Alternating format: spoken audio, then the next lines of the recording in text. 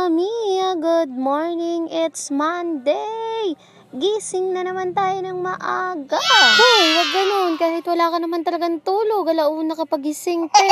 Nagising ako ng alanganing oras. Ang hirap naman matulog. Kung itutulog ko naman, maya-maya mag-a-alarm na. Ay, di sasakit lang ang ulo mo. Kaya hindi na talaga itinulog. Oh, siya. Back to reality na naman tayo, mga kananay. Gising na naman tayo ng maaga para asikasuhin ng ating mga estudyante. So, ano pa nga ba? January na naman. Naiwanan na namang bukas ang aircon dito sa buong Montalban. Simula na ng taglamig. Aro, Diyos ko, napakahirap magbasa ng kamay pero kailangan pipilitin. Anyway, maaga nga ako niyan gumising para makapag-prepare ako ng kakainin nilang almusal. At kami ay hindi malate dahil kami ay naka-e-bike. So baka traffic dahil balik eskwela na. Baka marami na naman pong mga sasakyan at mga estudyanteng magpapasukan. So kailangan maaga tayo dahil mahirap maipit sa traffic. Inayos ko na rin pala yung tumbler nila dyan. May mali lang ako. Hindi ko nalabhan yung damit ng tumbler nila. Nakalimutan ko dahil nasa taguan. Pero yung kaninang tubigan ay nahugasan ko naman. Ako lang ba ang may ganitong mga anak pababaunan mo ng tubig na punong-puno? Pero pag uwi ay puno pa rin. Halos walang bawas. Kaya pinagagalitan ko ang mga anak ko. Aba, ano? Android ba kayo o alien? Hindi kayo nakakaramdam ng uhaw, lalo na yung nanay ko na nasa third floor pa ang kanyang room ay hindi nakakaramdam ng uhaw. Aba, imposible naman yun, ano?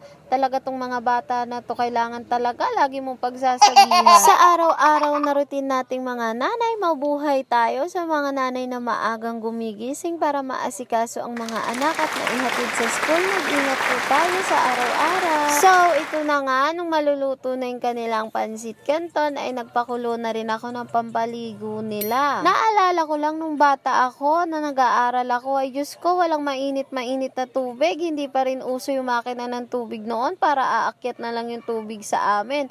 Ay, talaga naman dati bababa ka pa ng ilog kahit na madilim at sobrang lamig. Doon talaga ako lulublob, makaligo lang bago pumasok. Kapag nga ikinukwento ko yun sa mga anak ko, kako ay napakaswerte nyo ngayon dahil hindi ko na kayo pag-iigibin. Samantalang noon ako'y pinag-iigib ng lola nyo dahil walang tubig dito.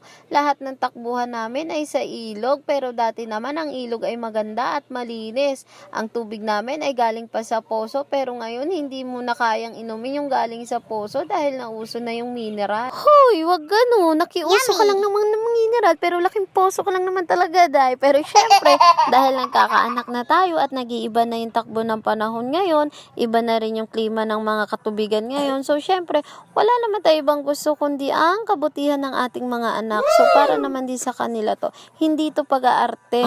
Kaway-kaway sa mga nanay na hindi pa nakakapagbalik ng card ng anak. So ayan, pirma-pirma na. Last year pa yan ibinigay sa amin, pero ngayon ko lang maibabalik. So ayan, nagtali na ng buhok yung anak ko. Nagmamadali na kami kasi anong oras na. Super lamig ngayon, kaya jacket tayo. Ngayon nandito na sila sa school. Papasok na sila sa kanilang mga room. Pauwi na ang lola nyo. Ingat tayo. Ingat ako. Pansin ko lang, madilim pa nang nakaalis kami. Madilim pa rin ngayong pabalik ako. So hahabulin ko, mailabas ko yung aking mga basura dahil baka biglang dumating yung basura, hindi na naman makuha. Last year pa tong basura ko, Diyos ko po, Lord.